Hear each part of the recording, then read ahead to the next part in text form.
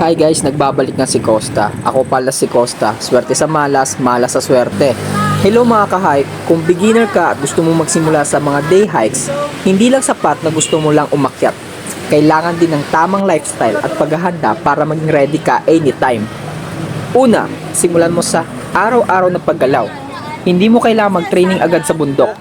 Simpleng lakad lang, pag-akyat ng hagdan o light jogging ay malaking tulong na yon. At kapag sanay ang katawan mong gumalaw, mas madali ang hikes kahit biglaan lang.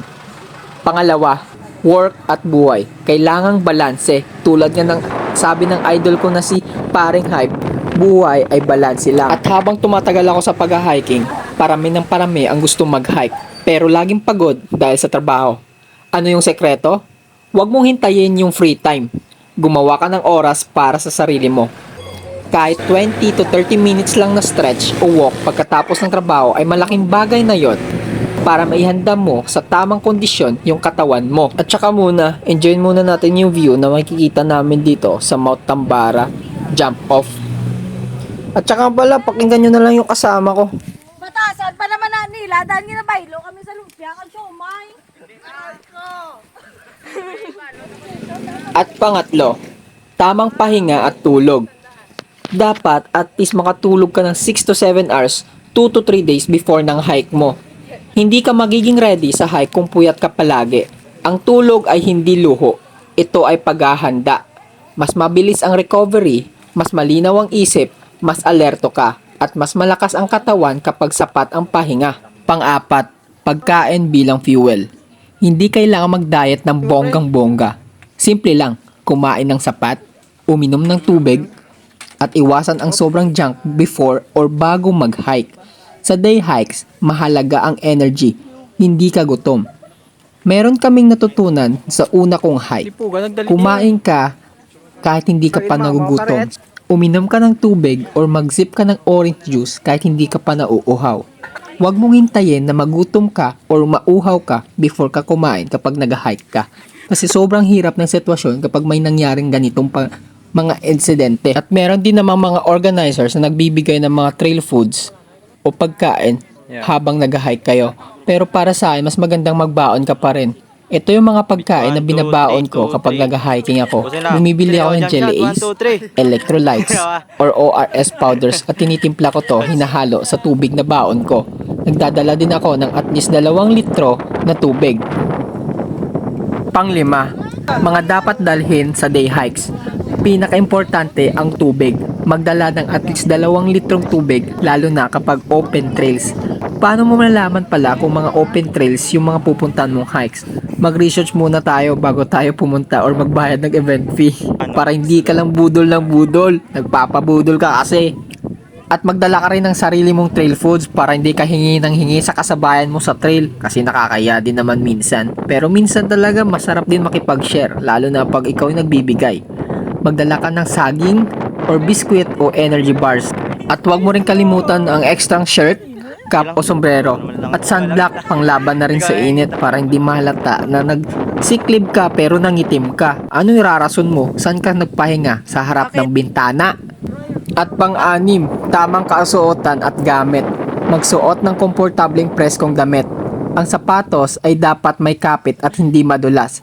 Sa mga damit at short or pants guys, yung lagi kong ginagamit is yung mga silk or yung mga dry fit na mga tela na damit guys. Kasi yung pawis natin is tumatagal talaga sa katawan. So mas maganda yung damit natin is presko para hindi tayo matuyuan at hindi maging mabigat yung feelings natin habang nag-hike tayo sa trail. At sa pag-hike ko guys, before ako pumunta is nagdadala ko ng at least 3 pair ng damit. Isang pang hike, isang pang summit, at isang pang uwi kapag uwian na namin guys para maging presko rin naman tayo at hindi amoy pawis tuwing sasakay na tayo sa jeep or sa van ng ating sasakyan pa uwi. Guys, so tayo nag-lead ng second to the last. Punta tayo ng Giritsan Falls after ng summit namin sa isang hike. Yun, makasama namin guys na una na. Pasunod na rin kami. Let's go. Una na si Richley.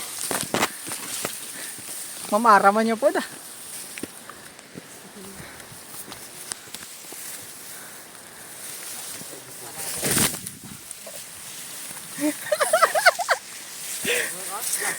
Oo. Ang sapatos ay dapat may kapit at hindi madulas. Hindi kailangan ng mahal, basta functional at safe. Sa akin guys, meron akong mga maisasuggest sa inyo na magagandang brands or companies na mga pwede nyong gamitin tuwing nag-hike kayo. So comment lang kayo guys kasi gusto kong ma-share din sa inyo at paano makapagtulong din ako or magtulungan na lang tayo guys para makapag-commission ako para may pang-event fee din naman ako sa mga next hikes ko. Ganun lang. At pang-pito, ito ang inong sabi ko kanina, alamin muna ang hike. Bago umakyat, mag-research at alamin kung minor or major hike ba yung aakyatin mong bundok.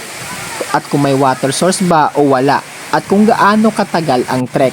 Para sa beginners, mas okay ang day hikes muna at may kasamang guide. At pang-walo, yung mindset mo sa trail. Hindi karera ang hiking. Okay lang huminto, huminga at magpahinga.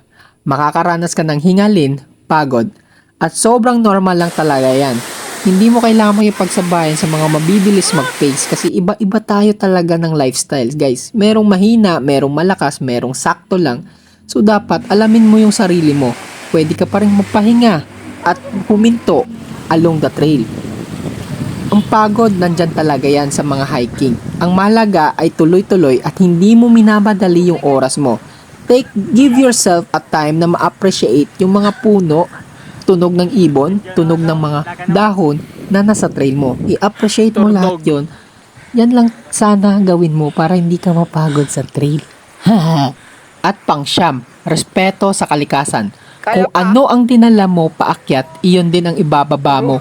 Huwag kang mag-iwan ng basura.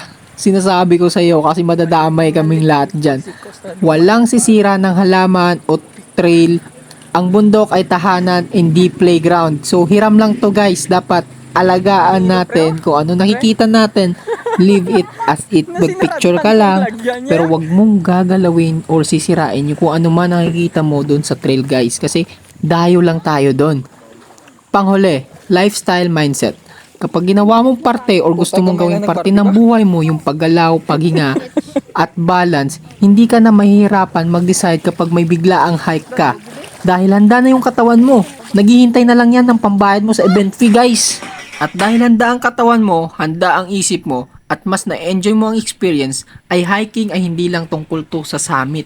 Ito ay tungkol sa disiplina, consistency, at pagmamahal mo sa sarili mo. Kaya kung beginner ka, magsimula ka sa maliit. Alagaan mo ang katawan mo at hayaan mong dalhin ka ng trail sa kung saan ka dapat matuto.